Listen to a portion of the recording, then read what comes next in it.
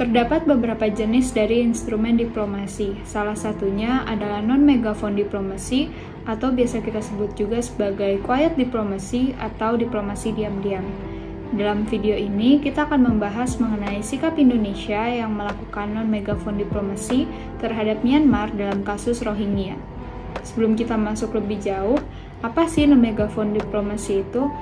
Jadi, non-megaphone diplomasi merupakan sebuah tindakan atau perilaku yang dilakukan oleh sebuah negara atau aktor dalam sistem internasional lainnya dengan bernegosiasi secara tertutup untuk menentukan keputusan apa yang akan mereka lakukan terhadap aktor lainnya.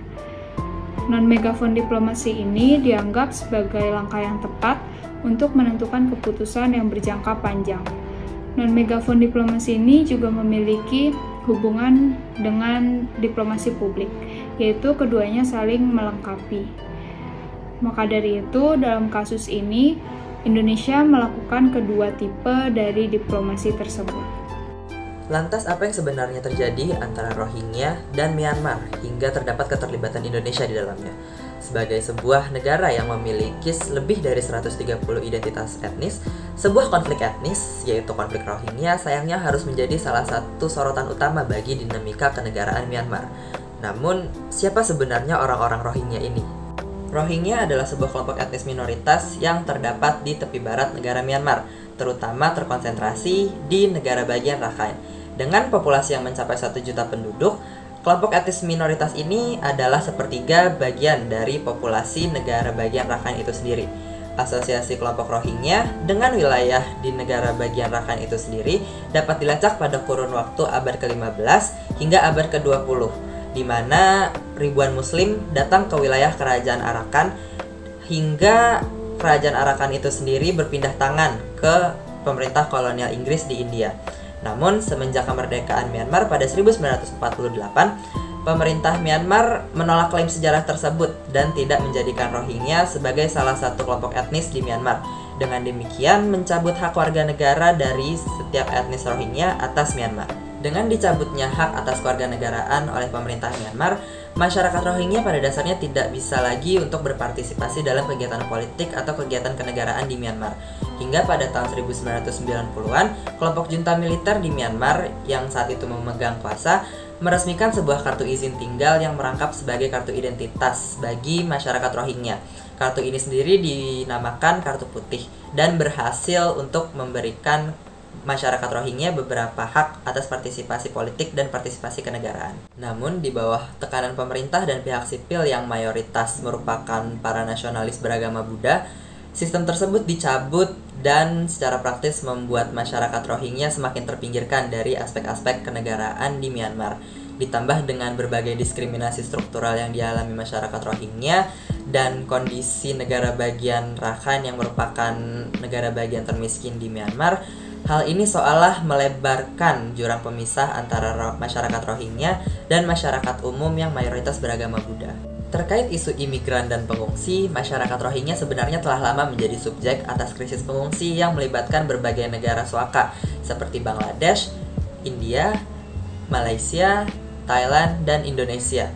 Namun, isu tersebut seolah mengalami eskalasi pada tahun 2016 hingga 2017, di mana Arakan Rohingya Salvation Army atau ARSA mengaku telah melakukan penyerangan ke pos polisi yang berada di Rakhine. Dan sejak saat itu pula, militer Myanmar mulai melakukan tindakan represif terhadap masyarakat Rohingya dan mulai menelan banyak korban jiwa.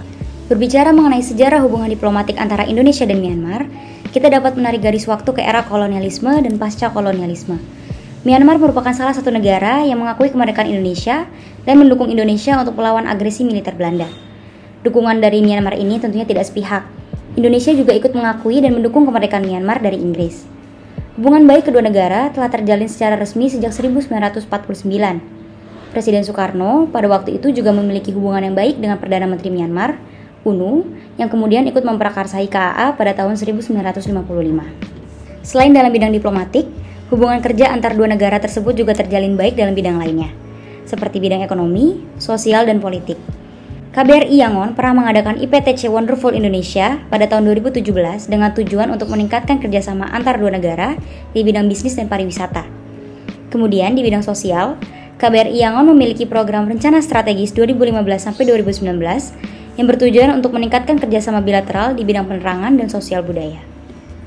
Masuk ke ranah politik, Indonesia telah berkontribusi banyak dalam hubungan bilateral ini. Pada era Soeharto, Indonesia berupaya untuk membantu Myanmar lebih membuka diri kepada negara-negara di sekitarnya. Terlihat dari bagaimana Indonesia pada waktu itu mencoba menghilangkan keraguan negara-negara ASEAN untuk akhirnya menerima Myanmar menjadi anggota ASEAN. Selain itu, kontribusi Indonesia juga terlihat pada saat Indonesia menyelenggarakan BDM pada tahun 2008. Walaupun forum tersebut bertemakan demokrasi, yang mana waktu itu Myanmar masih bersifat sosialis, Indonesia tetap mengundang Myanmar untuk menghadiri forum tersebut. Myanmar kemudian menganggap BDF ini sebagai forum yang membantu penguatan demokrasi di negaranya. Terlepas dari itu, tentunya hubungan kedua negara ini mengalami dinamika ketika dihadapkan dengan masalah internal negara masing-masing, seperti contohnya konflik Rohingya di Myanmar. Peran Indonesia terkait dengan konflik ini tidak hanya sebatas pada perizinan menetap bagi para pengungsinya saja, tetapi juga turut mengambil andil dalam penyelesaian konflik. Hal-hal yang dilakukan oleh Indonesia dalam membantu menyelesaikan konflik ini akan dijelaskan lebih lanjut di video oleh rekan saya. Selanjutnya, saya akan menjelaskan mengapa Indonesia lebih menekankan pada non-megafon diplomasi daripada megafon diplomasi seperti yang dilakukan Malaysia dan PBB terhadap Myanmar terkait kasus Rohingya. Pertama, hal itu disebabkan karena Indonesia memiliki tujuan untuk menciptakan dunia yang damai dan stabil dengan diplomasi humaniter.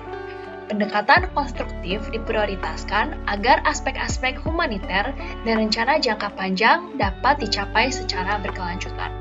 Diplomasi humaniter muncul dari diplomasi konvensional yang selain mengatur hubungan internasional melalui negosiasi, juga fokus pada pengelolaan dukungan operasi, program, dan membangun kemitraan dengan aktor lain untuk mencapai tujuan kemanusiaan.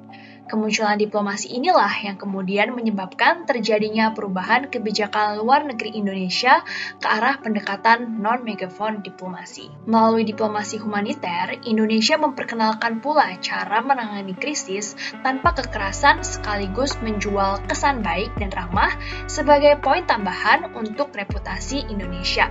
Selain memberikan pelayanan humaniter, Indonesia yakin bahwa krisis kemanusiaan dapat ditangani dengan cara yang soft dan quiet. Latar belakang lainnya pula juga adalah Presiden Republik Indonesia saat ini.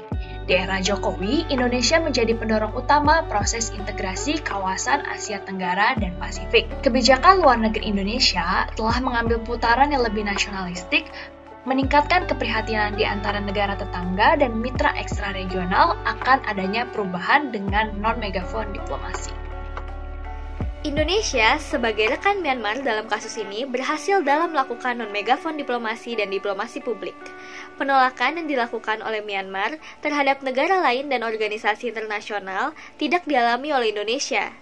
Pasalnya, pada periode 2015-2017, Myanmar cenderung tertutup dalam menerima diplomasi dari aktor internasional lainnya, tetapi tetap terbuka dengan Indonesia.